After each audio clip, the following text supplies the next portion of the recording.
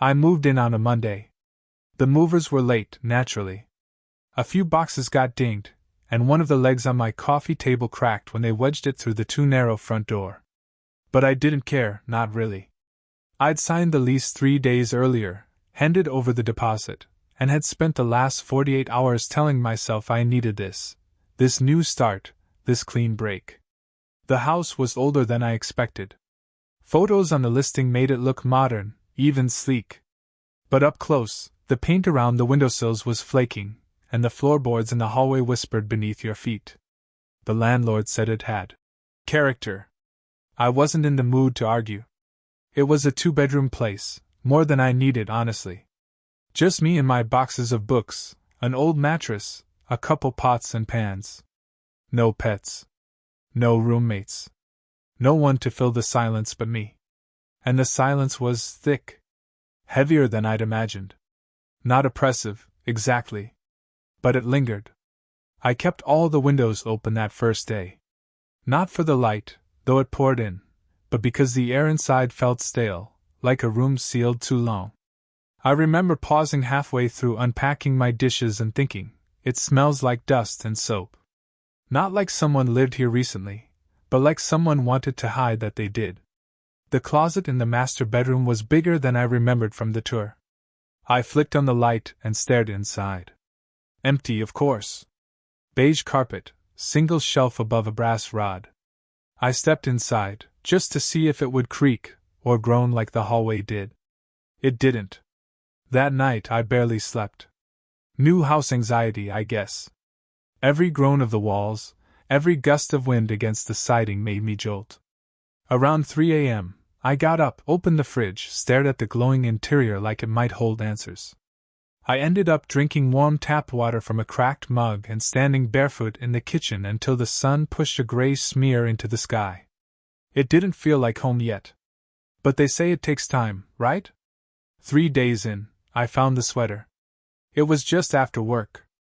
I'd come home a little later than usual, longer commute, heavier traffic, and I was sweating through my shirt.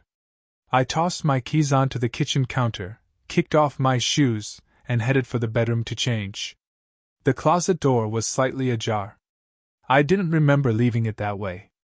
I pulled it open and stood there, just staring for a moment. It wasn't what I saw right away that unsettled me. It was what I didn't remember seeing before.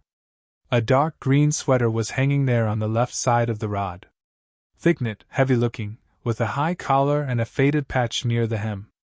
A pattern, too, diamond shapes interlocking in rows, stitched tightly like someone spent weeks on it. I didn't own that sweater. I knew I didn't.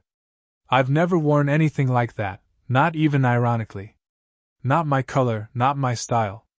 I stared at it for a long time, not touching it. Just thinking. The obvious explanation was that it had been left by the last tenant. I hadn't thoroughly checked the closet when I moved in, so maybe it was tucked back behind my clothes and I'd just missed it. But the thing was, my clothes weren't pushed aside. This sweater was right there. Centered.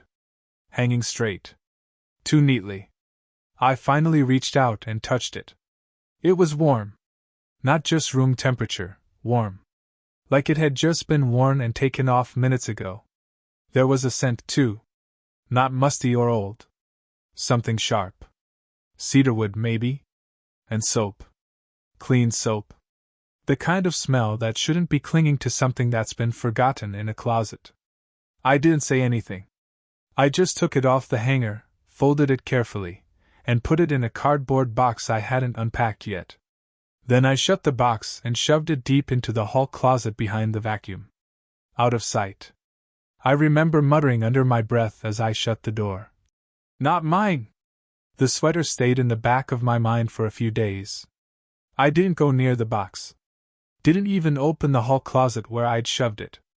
Every time I passed by, though, I found myself glancing at the door. Not staring exactly, but checking. Making sure it was still closed. Still sealed away.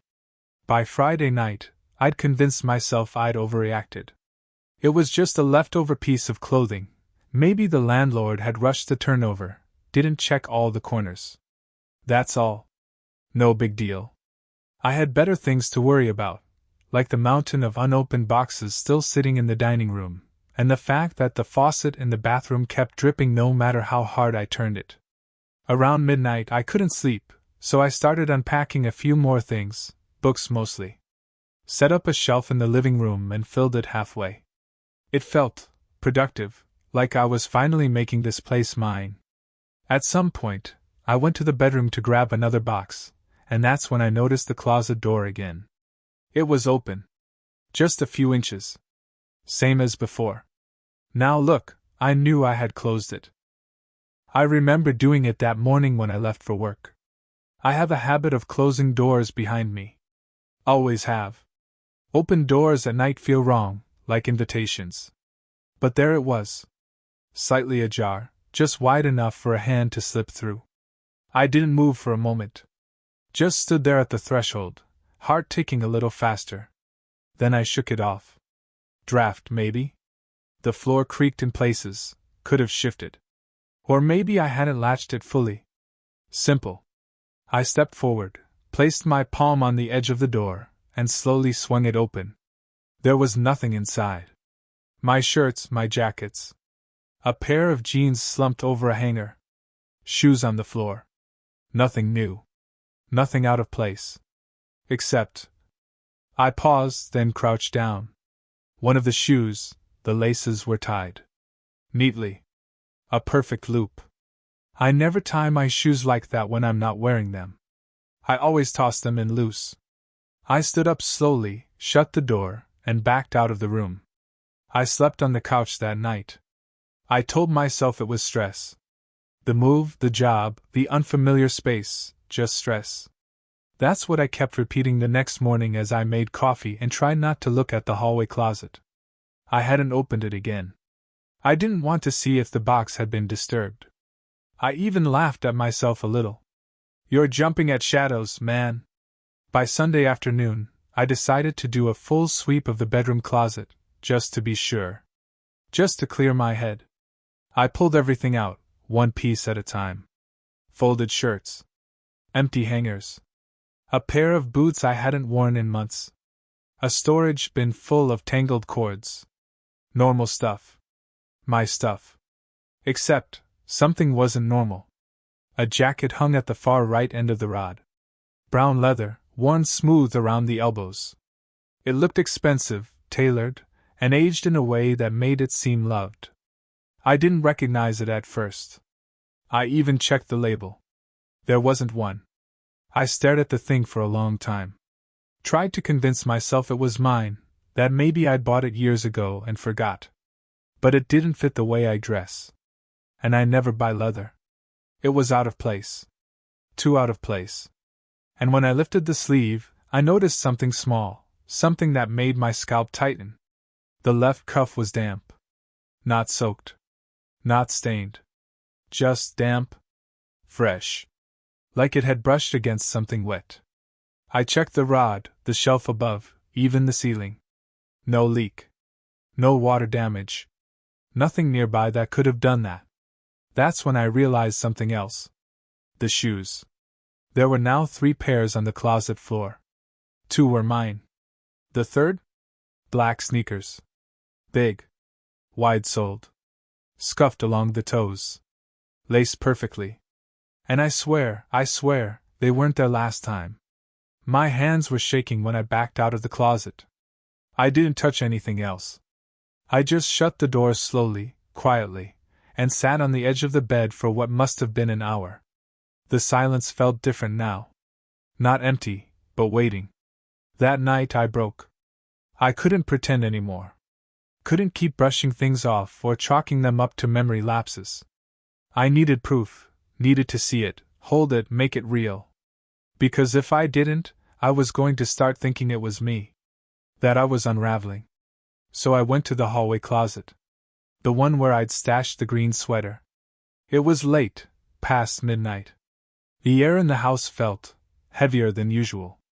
I remember noticing that. The way it pressed on my skin. Like humidity without warmth. I opened the closet, pulled out the cardboard box from behind the vacuum, and set it on the floor. I peeled the tape, lifted the flaps. It was empty. I just stared. No sweater. No hanger. Nothing. Just dust and the faintest smell of that sharp, clean soap again, curling out of the box like a whisper. I checked the hallway. The bedroom. The closet again. No sweater. But that wasn't what stopped my breath. What stopped me was the folded note sitting on my nightstand. I hadn't left anything there. I was sure of that. But now, there it was, lined paper, neatly creased, edges slightly torn like it had been ripped from a notebook. I didn't want to touch it. My fingers hovered above it like it might burn. Finally, I picked it up and opened it. There was just one word written in the center, in faint pencil. Thanks. That was it. I didn't sleep at all. I left the house the next morning without showering. Just grabbed my bag and keys and walked. I didn't have a plan, just needed space, movement, noise. The house had become too quiet. The kind of quiet that presses against your eardrums until you start hearing your own blood move. I got coffee. Sat in a cafe for 2 hours doing nothing. I watched strangers. Listened to conversations I wasn't part of. It was grounding. When I finally went home, the sun was dipping low behind the rooftops. I paused before going in, staring at my own front door like it belonged to someone else. Inside, everything looked the same. I checked the closet again. The jacket was still there. The shoes, too. No new surprises. I almost felt relieved. But then, in the kitchen, I found the mug. It was sitting on the counter, beside the sink. Pale yellow ceramic, chipped at the lip, with a faded cartoon bear on the front, some kind of vintage thing. It wasn't mine. I don't own anything remotely like that. What made my skin crawl was that it was wet inside. Like someone had just rinsed it out and set it there to dry. And it smelled faintly of black tea. I haven't had tea in years. I opened the fridge. There was a plastic container on the top shelf, something I hadn't put there. Inside, neat rows of cooked rice and glazed chicken. Homemade. Still a little warm when I touched the side. Like it had only just been placed there. I stepped back, closed the fridge slowly, and stared at the floor. Because this wasn't someone else's house anymore. It was mine. And someone else was sharing it. I didn't touch the food. Couldn't bring myself to. I stood there, hands braced on the counter, waiting for something, anything, to happen. A sound. A shadow. Footsteps overhead. But the house held its breath like it always did. Still and smug. That night I locked every window. Slid a chair under the front door handle. Took a kitchen knife to bed with me like some rookie in a horror flick. And for the first time since moving in, I left the closet light on. Just in case. I must have drifted off sometime after 3 a.m., because when I woke up, my arm was asleep and the knife had fallen to the floor. The first thing I noticed was the morning light filtering through the blinds. The second thing was the toothbrush. It was standing in the holder next to mine, as if it had always been there. Navy blue, medium bristles, a worn handle. The base was wet. There were flecks of dried toothpaste in the sink, 2 sets of flecks. One fresh. One older. I only own one toothbrush. I stared at it for so long my coffee went cold. Then I checked the drawers. Slowly. One by one. There were other things, too. A comb I didn't recognize. A deodorant stick, different brand, half-used. A small tin of mints tucked into the back of the medicine cabinet. None of them were mine. And all of them looked used. Not like trash or forgotten items. But like someone had placed them there. Someone with a routine. Someone who came and went. Who shared my mirror. I looked at myself in the reflection for a long time. I looked hard. And I started to wonder. When was the last time I was truly alone in this house? I stopped unpacking after that. The boxes in the dining room stayed sealed. I barely opened the bedroom door anymore. I took to sleeping on the couch, lights on, knife under the cushion. Just in case. Every night before bed, I walked the house. Checked every room. Every door. Every window. It became ritual. Not because I thought it would help, but because it felt like the only thing I still had control over. Until Thursday.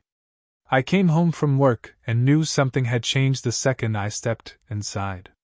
The air felt lived in. Warmer, maybe? Or stirred. I couldn't explain it, not exactly. Just a feeling. Like someone had been there just seconds before. I checked the kitchen. Same weird mug on the counter. Same food container in the fridge, only now it had less in it than before. Then I went to the bedroom. The closet door was wide open. Not ajar. Not nudged. Open, both doors pulled fully back. I froze in the doorway. The clothes weren't mine anymore.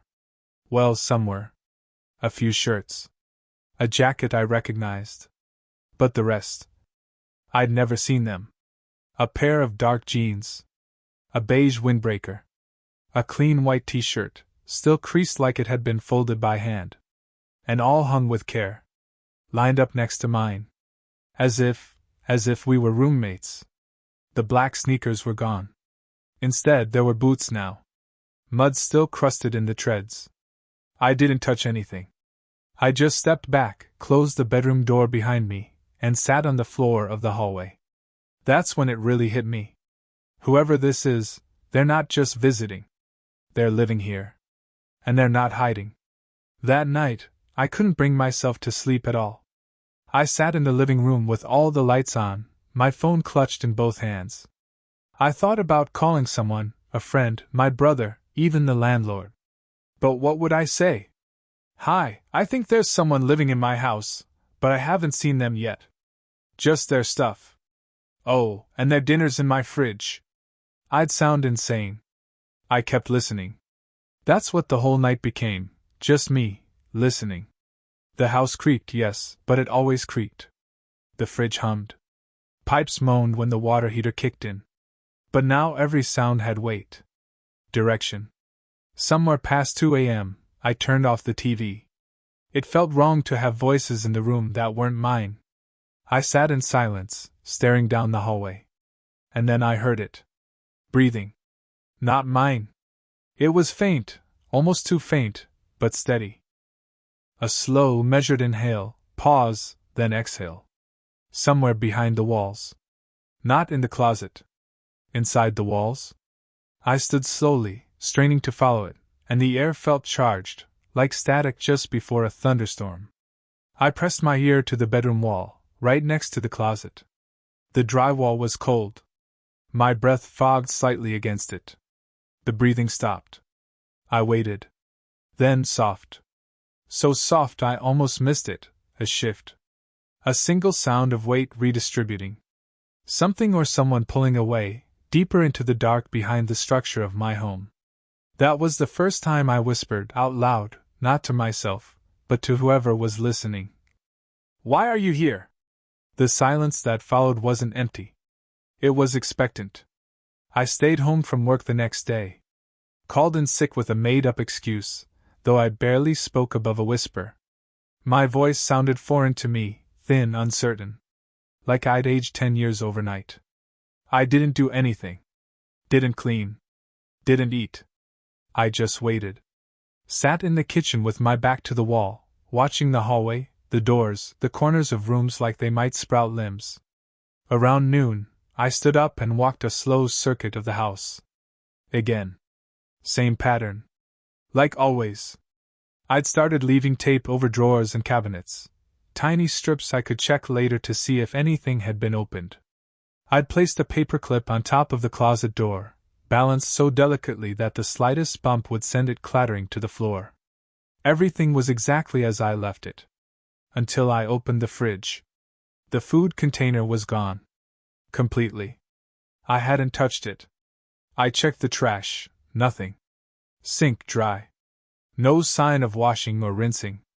But there was a plate in the dish rack. And a fork. And a second plate. Clean. Dry. Already put away in the cupboard. I don't use plates. I've been eating out of takeout containers and cereal bowls all week. That dish was not mine. Neither was the pattern etched faintly along the edge, blue roses, worn thin by age and use. That did it. I grabbed my phone and called the landlord. Voicemail. I left a message. Didn't even explain, just said it was urgent, I needed to talk. I hung up before I could start rambling. The silence afterward was unbearable. I turned and looked at the hallway. At the bedroom. At the closet. And I said, this time louder, more certain. I know you're here. No answer. Of course not. But as I stood there, I swear I felt it again, that shift. Not a noise. Just the sense of movement behind the walls. Like someone was standing perfectly still just inches away, breath held, waiting to see what I'd do next. That night, I bought a camera. Nothing fancy, just a motion-activated one I could set up on a shelf. I'd never needed one before, but now I needed to know. I needed proof that I wasn't going crazy. That there was someone here, coming and going like a ghost with shoes and a toothbrush. I set it up in the bedroom, aimed at the closet. It had night vision, a little red indicator light, and the kind of lens that turned everything into a muted gray world. Before I went to sleep, lay down, because I didn't sleep, I whispered, "If you're here, come out." Nothing happened. Not at first. But the house was watching me. I felt it. It's like when you're in the woods, and the birds suddenly go quiet. Like nature itself is holding its breath. The next morning I got up, cold and stiff from the couch, and checked the camera feed. At first, it was all still. Hour after hour of nothing. Then, at 3:41 a.m., the red light blinked on. Motion detected. The closet door opened. Slowly. Smoothly. Like someone who knew exactly how to avoid the creaking hinge. And then, nothing. No figure. No footsteps. Just that slow opening, and then, 5 minutes later, it gently closed again. As if someone had stepped inside, or out, and was being careful not to wake me. I scrubbed back and forth on the footage. Frame by frame. Looking for anything. A shadow. A reflection. But the space stayed empty.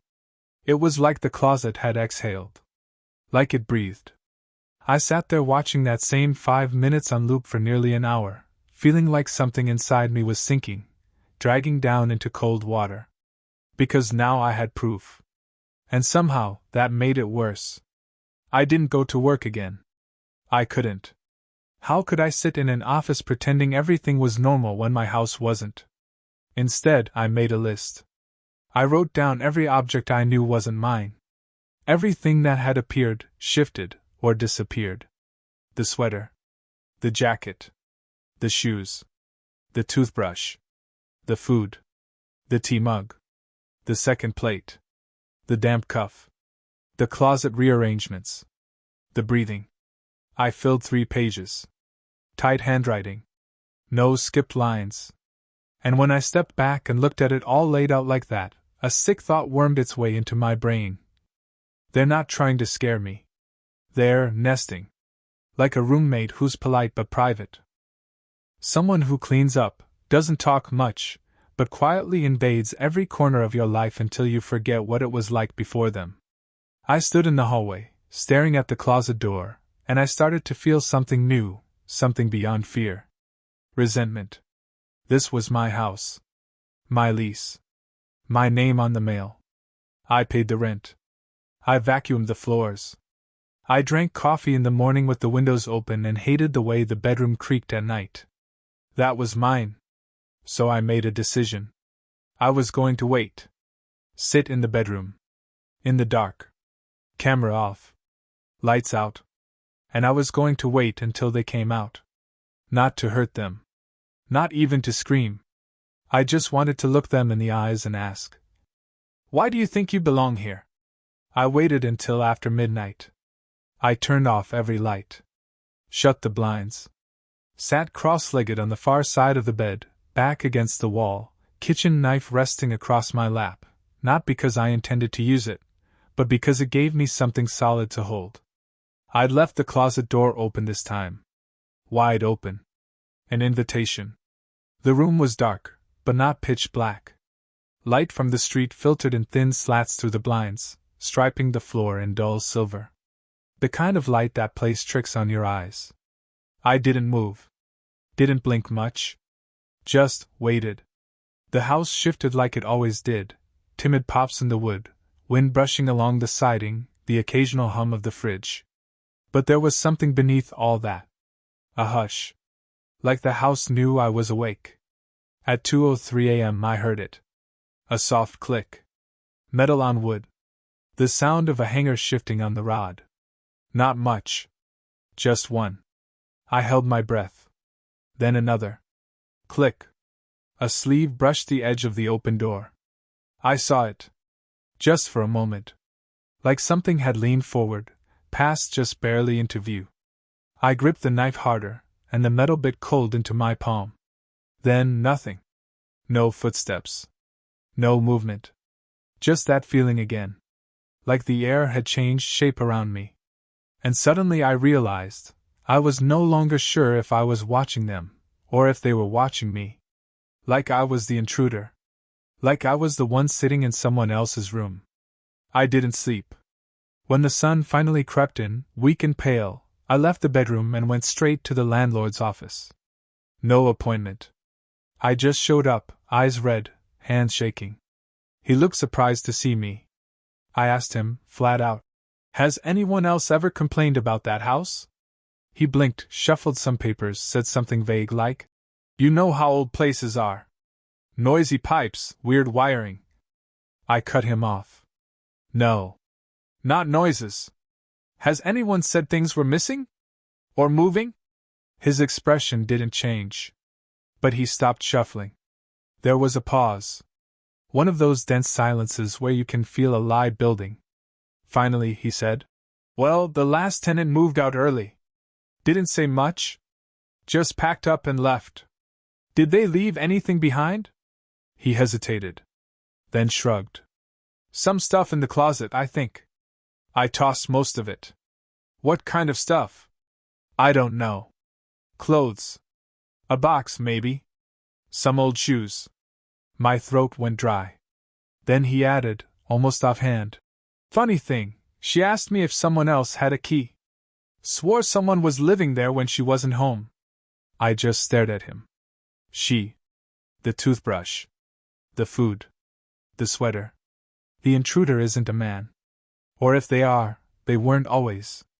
I asked if I could contact her. He shook his head. "Didn't leave a forwarding address." Of course she didn't. I walked out without saying goodbye. Got home, locked the door behind me, and sat in the center of the living room floor, surrounded by someone else's things that were slowly becoming mine. This has happened before. And if I'm not careful, it'll happen again. Only next time, I'll be the one who disappears. The house never felt still again after that. Even in the daylight, I could hear things, soft taps behind the walls, a rustling like fabric brushing drywall. Sometimes it was above me, sometimes below. I'd hear the closet door creak open just slightly, even when I was sitting in the same room. Something had shifted, some boundary. I think whatever was here had realized I knew. And it didn't care. It felt closer now. That night, I pulled everything out of the bedroom. Furniture, clothes, hangers, everything. I stripped it down to the walls and the floor. I needed to see every inch. Every shadow. I was down on my knees, running my hands along the baseboard behind where the dresser had been, when I felt it. A seam. Thin, subtle. A break in the paneling. I tapped it, and the sound changed, hollow. There was a panel. A square just barely visible in the wood, with a rusted metal ring in the corner. I hadn't seen it before. Hadn't felt it before. It wasn't on any blueprint. The floorboards weren't raised. But it was there now. I pulled it. It came up with a groan, like it hadn't been opened in years, but it had. The air that rushed out was stale and damp, laced with mildew and something deeper. Something human. A crawlspace. Low and narrow. I grabbed my flashlight and aimed it inside. That's when I saw it. A nest. Not like an animal's, this was deliberate. A pile of clothes, folded neatly. A mattress pad, flat and yellowing. A toothbrush and a cup. A notepad with writing on the top page. Don't be afraid. I'm quiet. I don't need much. There were pictures taped to the wall. Of me. Sleeping. Eating. Sitting on the couch. Taken from behind vents. Cracks in doors. One from the reflection in the TV screen. That's when I felt the air move behind me. The hatch door, still open, creaked slowly forward. Someone had been waiting for me to find it. I didn't scream. I couldn't. I just backed away, fast, knocking over the lamp. And from somewhere inside that crawlspace, I swear I heard a voice, low and warm. I was here first.